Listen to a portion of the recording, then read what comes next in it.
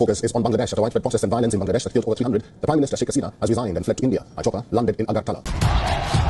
India just lost its best friend. एक high court के फैसले ने किस तरीके से सुलझा दिया पूरे बांग्लादेश को। ऐसा मैं क्यों कह रहा हूँ? मैं इसीलिए ऐसा कह रहा हूँ क्योंकि बांग्लादेश की जो प्राइम मिनिस्टर हैं शेख हसीना, उन्होंने अपने पद से इस्तीफा दे दिया है और देश छोड़ दिया है।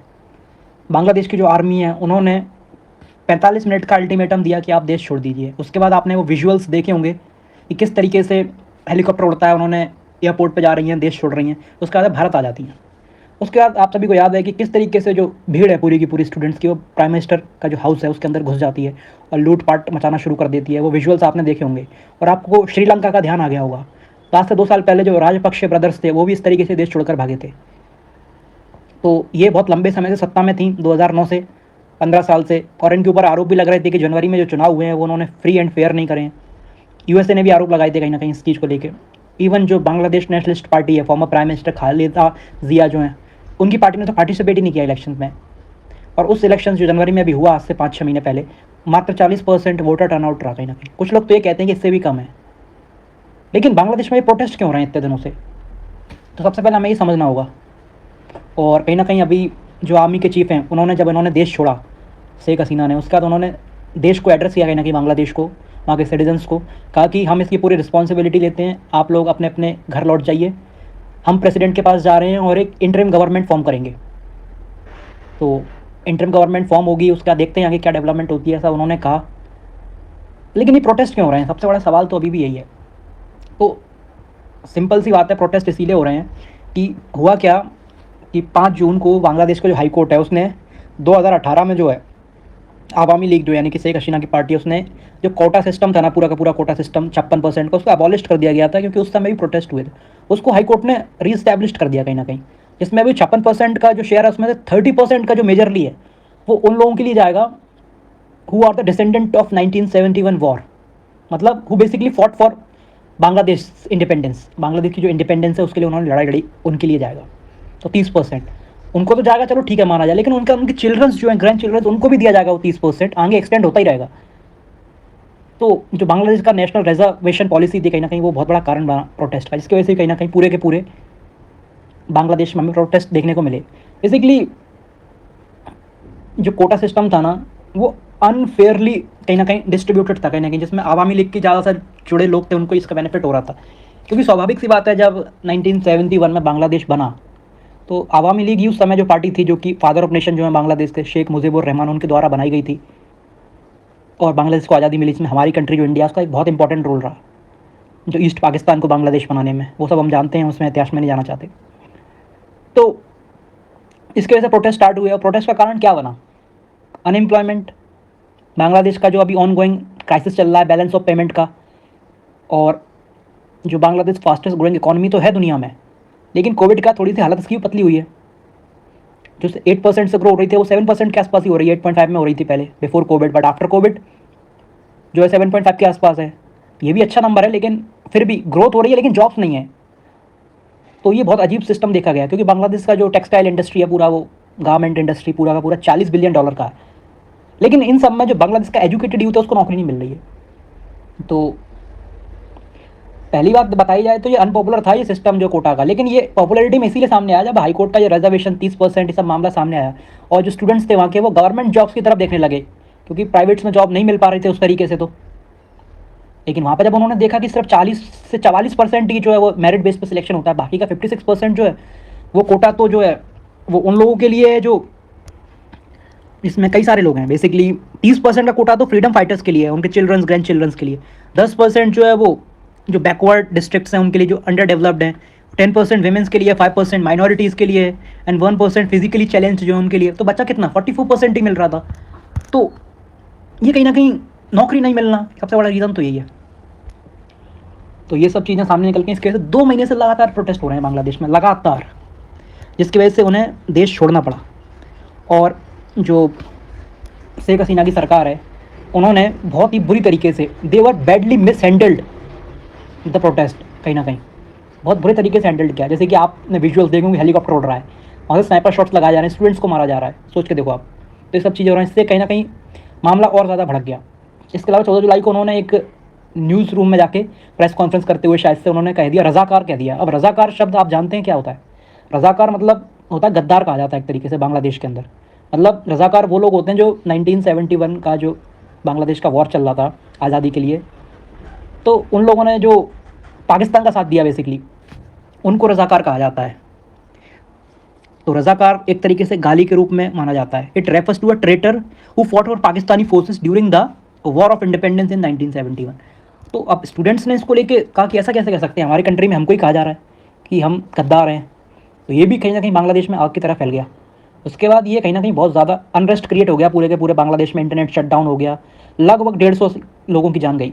उसके बाद 4 अगस्त को लगभग 90 के आसपास लोग और मारे गए हैं, 2500 से ज़्यादा घायल हैं कहीं ना कहीं।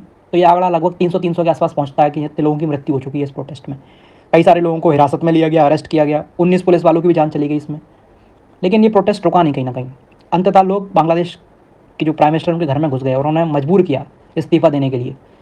प्राइम मिनिस्टर ने तो इवन ये कहा था कि हम लोग डायलॉग करते हैं, लेकिन स्टूडेंट ने साफ मना कर दिया कि आप रेजिग्नेशन दीजिए तभी कुछ हो पाएगा। तो ये सब चीज़ें हुई बांग्लादेश के अंदर। तो रज़ाकार शब्द कहना, हाई कोर्ट का वो फैसला, ये सब चीज़ें बहुत ज़्यादा प्रॉब्लमेटिक हो गई बांग्लादेश के जो प्रधानमंत्री हैं उनके लिए। अभी वो प्रधानमंत्री हैं, उनका इस्तीफ़ा भी मंजूर नहीं हुआ, लेकिन उन्होंने दे दिया है। तो वह भारत आ चुकी हैं अब। और इसके अलावा उन्होंने यूनाइटेड किंगडम यानी कि यूके की गवर्नमेंट से पॉलिटिकल असाइलम मांगा है। क्या उन्हें मिलेगा क्या नहीं मिलेगा, अभी तक की खबर तो ये है कि यूके ने सिर्फ इतना कहा है कि जो यूनाइटेड नेशंस की अध्यक्षता में कहीं ना कहीं पूरी की पूरी एक जाँच हो जो भी मिस हैंडल्ड हुआ है बांग्लादेश के अंदर, उसके अंदर। शेख हसीना का ऐसा उन्होंने कुछ ज़्यादा जिक्र किया नहीं है। और वह भारत तो आ गई हैं, तो अब देखना होगा कि भारत का क्या स्टांस रहता है, क्योंकि पूरी दुनिया की नज़रें भारत पर रहेंगी। तो जो कोटा वाली बात थी, 44% जो है मेरिट बेसिस पे होगा, बाकी का 56% जो था जिसकी वजह से पूरा का पूरा विरोध प्रोटेस्ट हमें बांग्लादेश में देखने को मिला, इसमें भी स्पेशल जो 30% था। तो जब ये मामला हाई कोर्ट से सुप्रीम कोर्ट पहुंचा बांग्लादेश के इन 2 महीनों के बीच में ही प्रोटेस्ट के दौरान, तो the supreme courts verdict ordered that 93% of the government's job to be allocated on the merit based system। तो उसको खत्म कर दिया, स्क्रैप कर दिया बांग्लादेश का जो सुप्रीम कोर्ट था। उसने जो 5 जून को हाई कोर्ट ने जो 56% का कोटे को रिस्टैब्लिश किया गया था, जो 2018 में अबॉलिश कर दिया गया था, उसको स्क्रैप कर दिया पूरी तरीके से सुप्रीम कोर्ट ने। The supreme court in its verdict ordered 93% of Bangladesh jobs to be allocated on merit based system. ऐसा कहा कि बाकी रिमेनिंग 7% जो है वो उसमें जाएगा relatives to veterans who fought for Bangladesh war of independence in 1971 and other categories. इससे पहले आपको पता ही होगा कि 30% का सिस्टम था जॉब्स में, उसको स्क्रैप कर दिया पूरी तरीके से।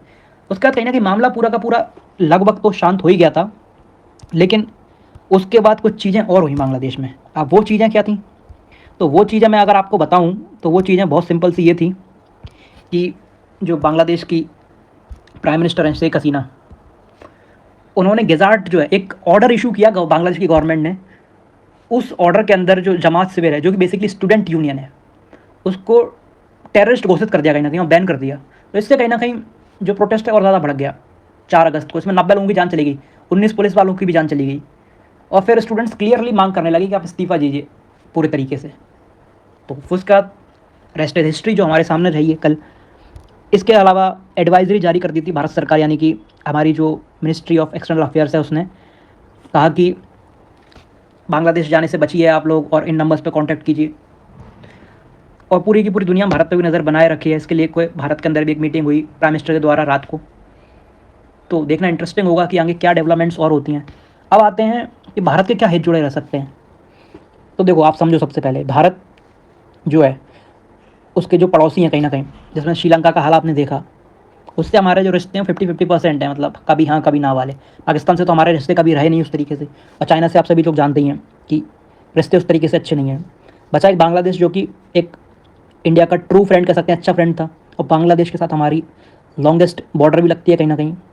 और शेख हसीना को बांग्लादेश के अंदर क्या इंडिया के अंदर भी एज ना रिलेशन उनके अच्छे हैं, प्रो इंडिया देखा जाता है। तो ये भी एक बांग्लादेश की जो आवाम है उसके अंदर भाव है कहीं ना कहीं कि ये एंटी इंडिया को लेके।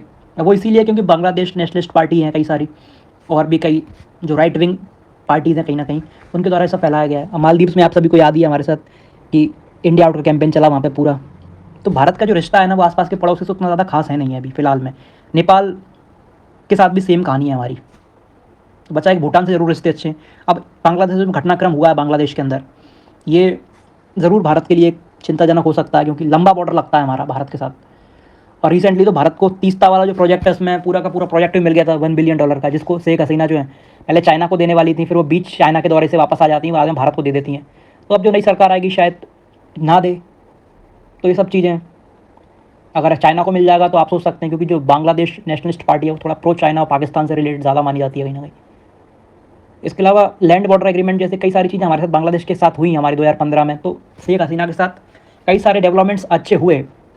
लेकिन ओवरऑल अब जो नई सरकार आएगी उसके साथ क्या होता है क्या नहीं होता वो देखना बहुत इंपॉर्टेंट रहेगा, क्योंकि जो शेख हसीना थी has been India's closest geopolitical partner थी, from economic to counter terrorism, हर जगह से लेकर, चाहे इकोनॉमिक्स से लेकर counter terrorism, everything. Hasina has been comfortable working with India in a way few other Bangladeshi leaders है। जैसा ही मैंने आपको जिक्र कहा कि जो अदर बांग्लादेशी लीडर्स हैं उनके कंपैरिजन में शेख हसीना जो है has been more comfortable working with India from economics to counter terrorism, हर एक मुद्दे पे कहीं ना कहीं। तो that is why Hasina has been India's closest geopolitical partner हैं। और भारत भी जो है कहीं ना कहीं ऑल्सो ट्रस्ट हर, हम भी उन पर ट्रस्ट करते थे। लेकिन अब जो सब चीज़ें हुई हैं उसको लेके अब देखना होगा कि नई सरकार आएगी वो क्या करेगी, क्योंकि India has invested a great deal in Hasina's tenure. The two countries are working on ambitious connectivity जैसे कि rail, road, energy projects to link their economies. तो ये सब चीज़ें हैं, तो अब आगे बहुत ज़्यादा इंपॉर्टेंट होगा देखना, क्योंकि हमारे जो आसपास के नेबर हैं उनमें से किसी के भी हाल उतने ज़्यादा अच्छे नहीं हैं। और इवन साउथ एशिया के अंदर भारत भी एक ऐसी लौती डेमोक्रेसी जो स्टेबल है। बाकी आप सभी देशों के हाल देख सकते हैं, मालदीव्स में क्या हुआ था एक टाइम पे, पाकिस्तान का तो आप हाल जानते ही हैं बहुत अच्छे से, चाइना में तो ऑलरेडी पता ही कि 1 पार्टी सिस्टम है, बांग्लादेश में ज़रूर डेमोक्रेसी थी, और श्रीलंका का हाल आपने भी देखा 2 साल पहले। तो देखना बहुत इंटरेस्टिंग होगा। इसके अलावा जो BNP है, आप सभी को पता है कि पहले वो पावर में जब थी, आफ्टर 2000 का पावर में आई थी खालिदा जिया, तो was seen as an unhelpful to India. तो उनके रिश्ते ज़्यादा कुछ खास थे नहीं भारत के साथ। तो अगर ये लोग दोबारा पावर में आते तो देखना होगा, क्योंकि रिलेशंस जो है उनको रीस्टैब्लिश करना पड़ेगा हमें, और भी चीज़ें हैं उनको डेवलप करना पड़ेगा। क्योंकि अगर इफ़ द BNP यानी कि बांग्लादेश नेशनलिस्ट पार्टी जो है अगर वो पावर में आती है, तो जो इंडिया के कई सारे जो एम्बिशियस इकोनॉमिक प्रोजेक्ट हैं उन्हें हमें हॉल्ट करना पड़ेगा, रोकना पड़ेगा। क्यों? बिकॉज जो BNP पार्टी है it could also tilt towards China, थोड़ी सी चाइना की तरफ ज़्यादा झुकी हुई है। तो देखना इंपॉर्टेंट होगा कहीं ना कहीं। वो इसीलिए है ट्रस्ट जो है चाइना की तरफ, क्योंकि India's backing of Hasina has been also earned its some of anger and unpopularity among the country's opposition. तो ये बात तो बिल्कुल सच है कहीं ना कहीं। लेकिन BNP भी अगर पावर में आती है तो वो एक तरीके से भारत को निगलेक्ट तो नहीं कर सकती है, क्योंकि उसका बहुत लंबा बॉर्डर बांग्लादेश का हमारे साथ लगता है, तो इतना आसान भी नहीं है। लेकिन वो ये कि थोड़ी सी अनहेल्पफुल हो सकती है BNP पार्टी अगर पावर में आती है तो ये था पूरा का पूरा घटनाक्रम। और इससे एक बात तो नेताओं को अच्छे से समझ लेनी चाहिए, जनता आपको चुनकर भेजती है तो जनता की बात आपको सुननी चाहिए।